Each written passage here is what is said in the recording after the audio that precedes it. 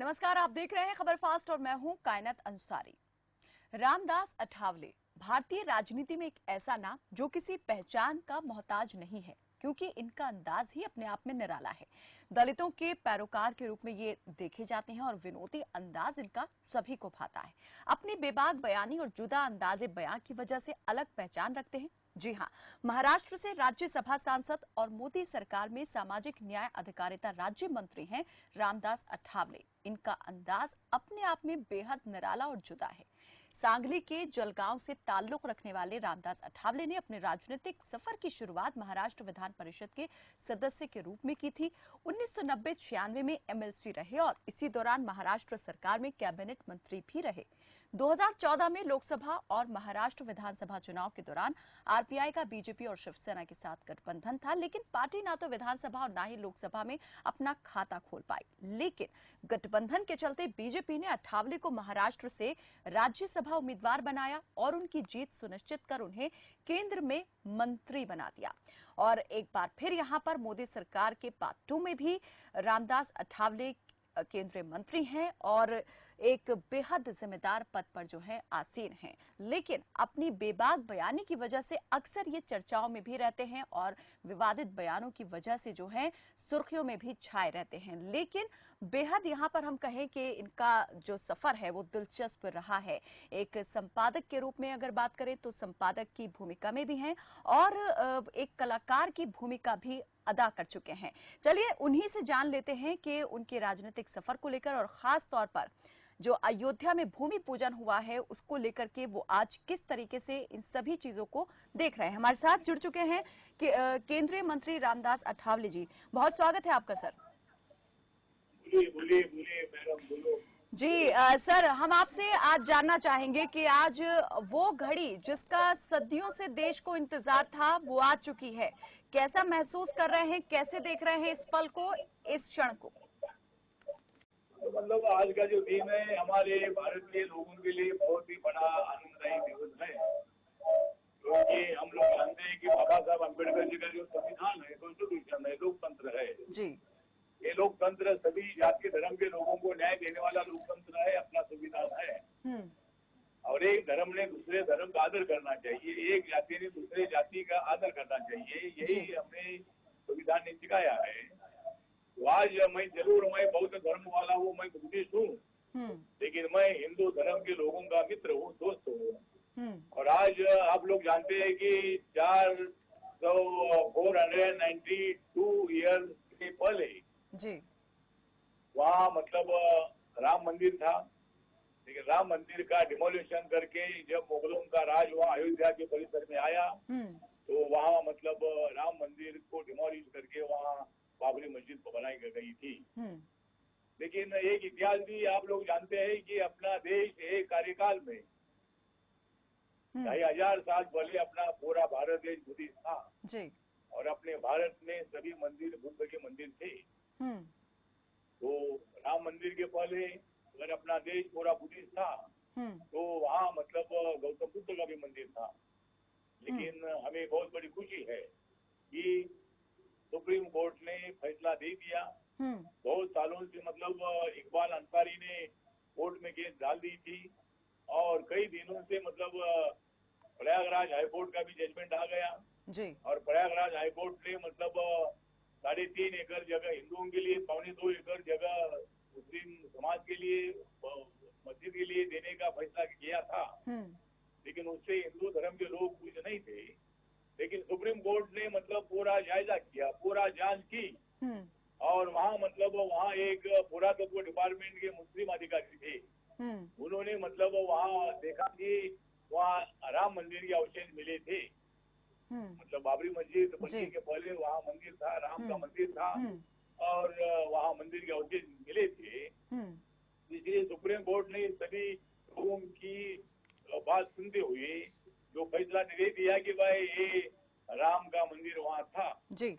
और इसीलिए मतलब आज माननीय प्रधानमंत्री नरेंद्र मोदी जी के हाथों से मतलब वहाँ भूमि सर, पूजन हो आपने गया वहां मंदिर पर का। ये भी कहा कि ठीक है राम मंदिर निर्माण तो होना चाहिए, लेकिन साथ में जो है वो बौद्ध विहार निर्माण भी इसके होना चाहिए, इसकी भी आपने इच्छा जाहिर की है। कहीं ये तो नहीं हो जाएगा कि अब एक और नया विवाद इसको लेकर शुरू हो जाए? विवाद नहीं खड़ा करना चाहते हम, मतलब विवाद खड़ा करना चाहते थे तो इस विवाद में पड़ सकते थे, लेकिन हम लोग जानते हैं कि हिंदू धर्म के लोगों की भावना थी और वहाँ राम मंदिर का निर्माण होना बहुत बड़ा जरूरी था।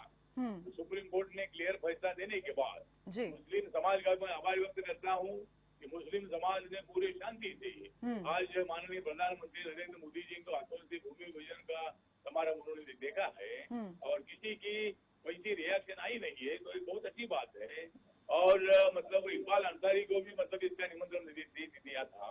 तो मुझे लगता है कि यहाँ कोई विवाद में पड़ने की आवश्यकता नहीं है। जिस तरह एक गांव होता है, एक शहर होता है, वहाँ मतलब मंदिर भी होता है, मस्जिद भी होती है, बुद्ध का मंदिर भी होता है और वहाँ मतलब चर्च भी होता है, तो सर, गुरुद्वारा क्या भी ये होता है। इच्छा जो आपने जताई थी, विवाद ये में पड़ने इच्छा? की आवश्यकता नहीं है। जी जी। मैं कोर्ट के फैसले को मैं मानता हूँ और कोर्ट ने जो भी फैसला दिया है उसके मुताबिक वहाँ राम मंदिर का निर्माण होना बहुत बड़ा जरूरी था और अभी 3-3.5 सालों में वहाँ भव्य राम मंदिर वहाँ खड़ा हो जाएगा। तो जो आपने इच्छा जताई थी, फिर वो ये कहा जाए कि वो इच्छा ही रहेगी? बौद्ध विहार निर्माण की जो आपने इच्छा जताई थी राम मंदिर के साथ? तो मतलब बुद्ध विहार का तो हम एक ऐसी जगह से देखेंगे वहाँ मतलब हम बुद्धिस्ट है और उनका आदर करने की जिम्मेदारी भी हमारी है और इसीलिए मतलब आज के इस समारोह को हमने शुभेच्छा भी दी है। लेकिन वहाँ किसी अयोध्या में किसी जगह पर वहाँ कोई विवाद में पड़ने की आवश्यकता बिल्कुल नहीं है। लेकिन अयोध्या में कई दूरी की जगह लेकर वहाँ बुद्ध का मंदिर हम बनाना चाहते हैं, तो उसमें विवाद का बिल्कुल विषय बिल्कुल नहीं है। नहीं, मैं ये जानना चाह रही हूँ सर, क्या आप इस बारे में आगे बातचीत करेंगे?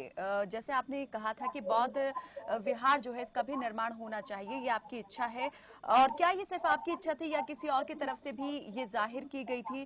और क्या अब ये बात यहीं खत्म हो जाएगी या आगे से और आप बढ़ाएंगे, बात करेंगे आगे? मैंने मतलब मुझे मालूम था कि भाई मतलब वहाँ जो बुद्ध मंदिर है, ये बुद्ध विहार जो है, ये बुद्ध विहार वहाँ बनना एक शांति का एक मैसेज जाएगा और इसीलिए मुझे लगता है कि वहाँ मतलब मैं 10 साल से ये भूमिका में रख रहा था और सुप्रीम कोर्ट के फैसले के बाद ही अपन मतलब दूसरी जगह पर उसी जगह पर विवाद करना ठीक नहीं है। इसीलिए हमने मतलब कोई उधर क्लेम करने की भूमिका नहीं रखी थी। लेकिन अयोध्या में किधर भी आजू बाजू में किधर भी जगह पर वहाँ एकादा बुद्ध विहार जो है, ये बुद्ध विहार अगर बनता है तो मुझे लगता है कि जिस तरह बुद्ध की मूर्तियां बहुत सारे 5 स्टार होटल में रहती है, माननीय प्रधानमंत्री नरेंद्र मोदी जी जिस तरह राम को मानते हैं उसी तरह गौतम बुद्ध को मानते हैं। उनके गाँव में भी मतलब हुएन चंग नाम के जो चाइना के बौद्ध भिक्षु थे वो उधर आए थे। तो इसी तरह मतलब बुद्ध के बारे में भी हमारे माननीय प्रधानमंत्री नरेंद्र मोदी जी बहुत अच्छी बात रखते हैं। इसलिए मुझे लगता है कि इसमें कोई विवाद की बात नहीं है। मैं नरेंद्र मोदी जी के सरकार में मंत्री हूँ। मैं यानी कि आप चाहते हैं जैसे मस्जिद के लिए जगह दी गई है उसी तरह से बुद्ध विहार के लिए भी जगह दे दी जाए और निर्माण जो है साथ साथ हो जाए, मंदिर, मस्जिद और बुद्ध विहार। अगर सरकार की तरफ से अगर जगह मिलती है तो ठीक है, नहीं तो हम भी जगह लेकर हम किसी से डोनेट करेंगे या हम जमीन का खरीद कर ले लेंगे और हम मतलब वहाँ हमारा जो बुद्ध विहार है बुद्ध विहार हम बनाएंगे वहाँ। जी। सर, ये जो आज लड़ाई जिसका अंत एक तरीके से हो गया है, लेकिन इस संघर्ष को जारी रखने में कई जो महानुभवी नेता थे वो यहाँ पर जो है वो खपे हैं, उन्होंने कई लोगों ने अपनी आहुतियां दी हैं। तो आज के दिन में कौन ऐसे महानुभवी नेता थे जिनका ध्यान आपको आया, आज उनकी याद आपके जहन में ताजा हुई? मतलब बहुत सारे लोगों ने मतलब वहाँ जान भी दे दी है, लेकिन आप लोग जानते हैं कि भाई लालकृष्ण आडवाणी जी जिन्होंने मतलब आराम की रथ यात्रा निकाली थी और उसमें उनका भी बहुत सारा योगदान है। रथ यात्रा में शामिल होने वाले लोगों का भी योगदान है और बहुत सारे लोगों का उसमें योगदान है। तो मुझे लगता है कि भारत के तमाम हिंदू चाहते थे कि भाई वहाँ राम जन्मभूमि है, राम का मंदिर वहाँ होना चाहिए। उसी तरह मुझे लगता है कि बहुत सारे लोग उसमें सम्मिलित हुए थे, बहुत सारे लोगों ने आहुति भी दे दी है, लेकिन आखिर में सुप्रीम कोर्ट ने फैसला सही दे दिया है और अभी वहाँ राम मंदिर का निर्माण हो जाएगा, एक भव्य राम मंदिर हो जाएगा, वहाँ दुनिया के लोग उधर आएंगे। अयोध्या में बहुत ही अच्छा टूरिस्ट प्लेस बन जाएगा, वहाँ बहुत सारे लोगों को नौकरी मिलेगी, उद्योग धंधे उसमें को बढ़ेंगे और एक अच्छा मतलब एक टूरिस्ट प्लेस के माध्यम से अयोध्या से जाना जाएगा, ऐसे मुझे लगता है मैडम। इस मुद्दे ने देश भर की राजनीति को लंबे वक्त से गरमाया हुआ था। अब ये मुद्दा जो है वो कह सकते हैं कि पूरी तरीके से सॉल्व हो गया है, हल निकल आया है इसका। तो क्या मानते हैं आप, जो दूसरे विपक्षी दल हैं और खासतौर पे क्षेत्रीय दल हैं, क्या उनको अब कोई खतरा, अस्तित्व को लेकर उनके अस्तित्व पर खतरा उत्पन्न हो सकता है और मजबूत हुई है बीजेपी, ये आप मानते हैं? मुझे लगता है कि हाँ, बीजेपी तो मजबूत ही है। माननीय नरेंद्र मोदी जी के नेतृत्व में भारतीय जनता पार्टी पूरे देश भर में एक मजबूत पार्टी के रूप में सामने आई है। कम से कम 2019 के चुनाव में 303 सीटें बीजेपी को मिली है। 2014 में नरेंद्र मोदी जी के नेतृत्व में 282 सीटें मतलब बीजेपी को मिली थी, तो 2 और 3 मतलब इसी तरह बीजेपी की संख्या नरेंद्र मोदी जी के नेतृत्व में बढ़ती जा रही है। इसीलिए मतलब बीजेपी मजबूत है और अब विरोधी दल के लोगों को क्या करना है वो तय करें, लेकिन मुझे लगता है कि विरोधी दल के लोग भी इसका विरोध नहीं करेंगे, राम का विरोध करेंगे तो हिंदू लोग उसको वोट नहीं देंगे। इसलिए मुझे लगता है कि इसका कोई विरोध नहीं करेंगे और विरोध करेगी भी वो भी मतलब वहाँ राम मंदिर बन रहा है, बनने वाला है और विरोध से कोई मतलब नहीं है मैडम।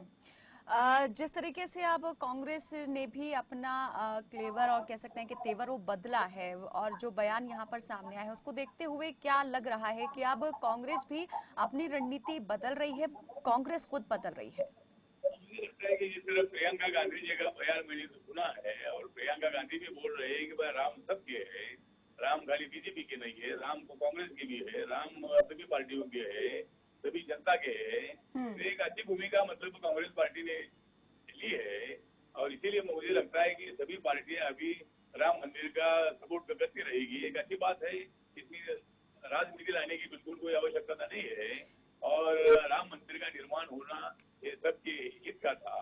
एक विवाद 400-500 सालों का विवाद यहाँ खत्म हो चुका था और इसलिए मुझे लगता है कि यहाँ कांग्रेस पार्टी ने अपना तेवर बदल चुका है और विरोध करने से अपना उसमें नुकसान ही है। इसलिए कांग्रेस पार्टी ने अपनी भूमिका में बदल किया है और राम मंदिर का सपोर्ट करने का निर्णय प्रियंका गांधी जी ने ले लिया है। मैं उनका स्वागत करता हूँ।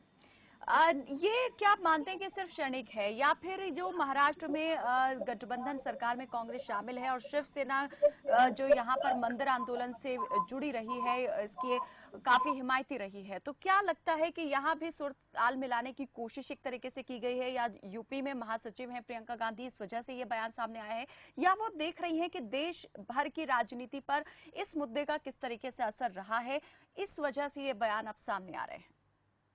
मुझे लगता है कि महाराष्ट्र में जिस तरह महाराष्ट्र के राजनीति में बीजेपी, शिवसेना, आरपीआई एक साथ रहना जरूरी था, लेकिन शिवसेना बीजेपी आरपीआई को छोड़कर मतलब कांग्रेस और राष्ट्रवादी कांग्रेस के खेमे में चली गई है, तो अभी मतलब शिवसेना की भूमिका राम मंदिर के सपोर्ट में है। बाला साहब ठाकरे जी ने भी मतलब राम मंदिर का बहुत बड़ा सपोर्ट किया था। उद्धव ठाकरे भी मतलब 2-3 बार अयोध्या जाकर भी आए थे मुख्य और इसी तरह मुझे लगता है कि कांग्रेस पार्टी को भी मतलब शिवसेना की भूमिका का समर्थन करने की आवश्यकता थी, नहीं तो फिर ये सरकार चली जाती थी और इसीलिए शायद कांग्रेस पार्टी ने अपनी भूमिका भी बदल के किया होगा। लेकिन उसमें खाली महाराष्ट्र का विषय नहीं है, पूरे देश भर के जो कांग्रेस वोटर्स है उसमें हिंदू वोटर्स की संख्या भी सबसे ज्यादा है। इसीलिए हिंदू वोटर्स को लुभाने के लिए, हिंदू वोटर्स की नाराजगी अपने अंग पर ला लेने के लिए कांग्रेस पार्टी ने अपनी भूमिका में चेंज किया है और अभी प्रियंका गांधी जो है वो पार्टी की जनरल सेक्रेटरी है, उत्तर प्रदेश की प्रभारी भी है और उन्होंने मतलब जो फैसला किया है, जो भूमिका उन्होंने रखी है, ये भूमिका बहुत अच्छी भूमिका है, ऐसा मुझे लगता है मैडम। इस दिन के बाद आप मानते हैं कि अब जो पूरा राजनीतिक परिदृश्य है वो पूरी तरीके से बदल जाएगा, राजनीतिक दल जो हैं उनकी भूमिकाएं जिस भूमिका में अभी तक थे वो अब दूसरी तरीके की हो जाएंगी और स्थिति भी अब बहुत ज्यादा बदलेगी।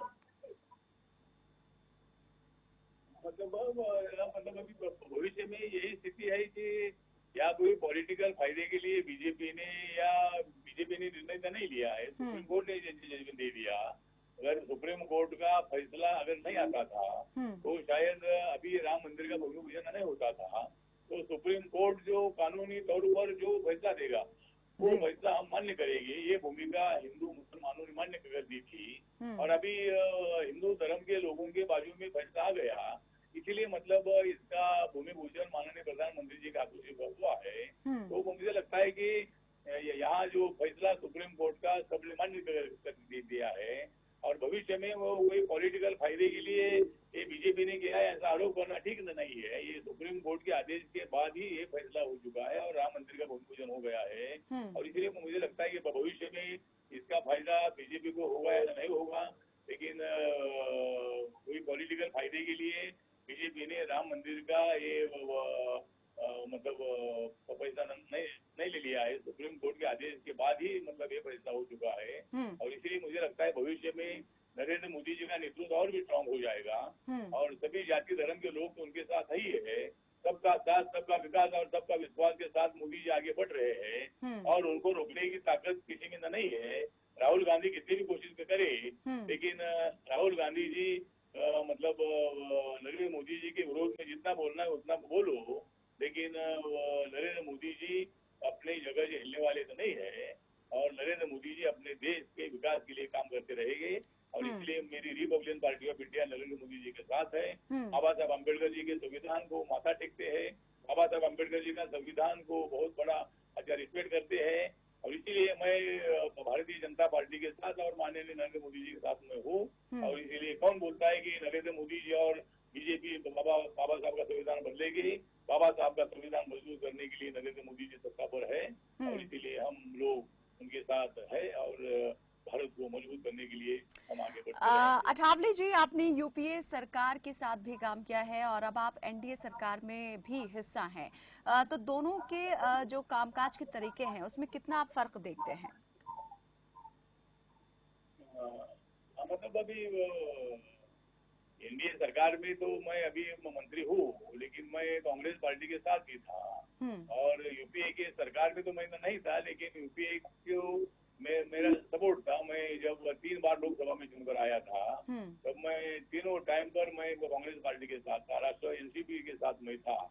लेकिन अभी जो मतलब माननीय मनमोहन सिंह जी तो बहुत अच्छे प्रधानमंत्री थे लेकिन नरेंद्र मोदी जी का जो नेतृत्व है ये नरेंद्र मोदी जी बहुत सोच कर विचार करके मतलब निर्णय लेते हैं, गरीबों तक कैसा फायदा पहुंचे इसी तरह का निर्णय लेते हैं और इसीलिए मुझे लगता है कि नरेंद्र मोदी जी एक बहुत बड़े कैपेबल प्रधानमंत्री के रूप में आज दुनिया के सामने है, भारत के सामने है और इसीलिए मुझे लगता है कि इसमें फर्क इतना ही है कि बहुत बड़ा सोच कर नरेंद्र मोदी जी निर्णय लेते हैं, इसीलिए आम आदमी उनके साथ है और उनको टकराने की किसी ताकत नहीं है। जो उनके साथ टकराएगा वो मिट्टी में मिल जाएगा। इसी तरह की स्थिति आज भारत की राजनीति की है मैडम। यहाँ पर बात अगर करें कांग्रेस की, तो इस वक्त कांग्रेस कई चीजों को लेकर जूझती हुई दिखाई दे रही है। चुनौतियां कांग्रेस के सामने कई हम देख पा रहे हैं, लेकिन आप क्या मानते हैं कि कांग्रेस की सबसे बड़ी कमजोरी इस वक्त क्या चीज बन गई है? किस चीज को लेकर कांग्रेस इतनी ज्यादा उलझ चुकी है? कांग्रेस पार्टी की कमजोरी ये है कि मतलब कांग्रेस पार्टी को कमजोर करने वाला नेता इसके पहले बहुत बार नहीं मिला था। कभी कभी बीच में इसी तरह का सत्ता में बदलाव हुआ था। 70 साल में 60 साल तक कांग्रेस सत्ता में रही और मतलब लेकिन कांग्रेस पार्टी का सामना करने की ताकत बहुत बार अपोजिशन में नहीं थी, लेकिन नरेंद्र मोदी जी ने ऐसा फैसला किया, ऐसा निर्णय ले लिया, इसी तरह की भूमिका उन्होंने रखी कि कांग्रेस का भ्रष्टाचार पूरे दुनिया के सामने लाया, भारत के सामने लाया और 2G स्पेक्ट्रम घोटाला हो या कॉमनवेल्थ का घोटाला हो, कोयला का घोटाला हो, इसी तरह के घोटाले लोगों के सामने लगाकर नरेंद्र मोदी जी ने एक बहुत ही बड़ा जनता का विश्वास संपादन किया और इसीलिए नरेंद्र मोदी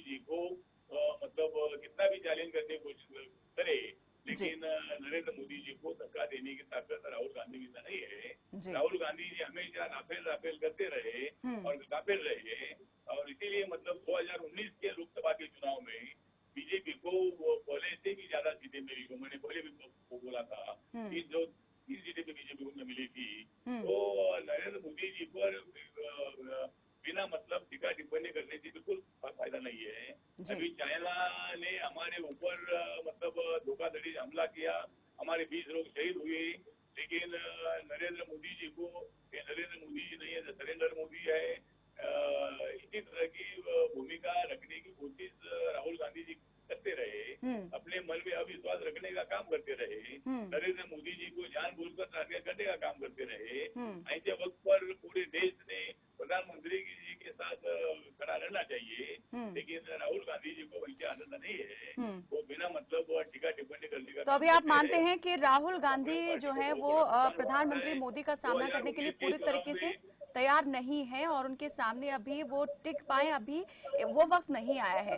अठावले जी, आपका हम यहाँ पर धन्यवाद तो करेंगे ही हमारे साथ इस बातचीत में जुड़ने के लिए, लेकिन हम आपसे एक गुजारिश भी यहाँ पर करना चाहते हैं क्योंकि वक्त मेरे पास उतना नहीं बचा है कि हम इस बातचीत के सिलसिले को आगे जारी रख पाए।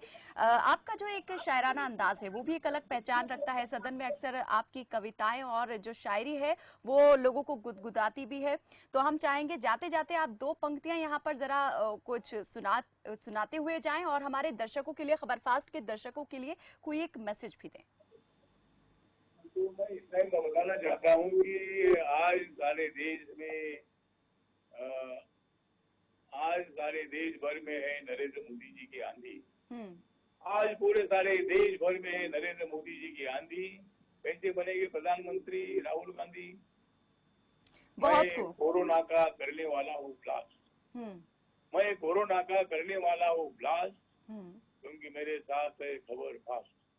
बहुत बहुत शुक्रिया, बहुत बहुत शुक्रिया सर हमारे साथ इस तमाम बातचीत में जुड़ने के लिए। तो यहाँ पर आपने अभी सुना, हमारे साथ केंद्रीय मंत्री रामदास अठावले जुड़े हुए थे और जो कुछ उन्होंने यहाँ पर कहा पूरे विश्वास के साथ उन्होंने कहा कि प्रधानमंत्री नरेंद्र मोदी की भूमिका जो है वो लगातार मजबूत होती जा रही है और विपक्ष जो है इस वक्त उस भूमिका में नहीं है कि किसी भी तरीके से उन्हें टक्कर दे पाए। लिहाजा अगला जो चुनाव होगा उसमें भी प्रधानमंत्री नरेंद्र मोदी ही देश का नेतृत्व करेंगे। साथ ही उन्होंने देश भर को जो है अयोध्या में भूमि पूजन को लेकर के भी बधाई दी, साथ ही एक इच्छा भी जताई कि वो चाहते हैं कि यहाँ पर जो है भूमि पूजन तो हो गया है लेकिन साथ ही अयोध्या में या फिर अयोध्या के आसपास ही बौद्ध विहार का निर्माण जो है वो भी होना चाहिए ताकि एक शांति का संदेश जो है वो इस भूमि से देश भर को मिलता रहे। चलिए फिलहाल के लिए मेरे साथ बस इतना ही। आप देखते रहिए खबर फास्ट। नमस्कार।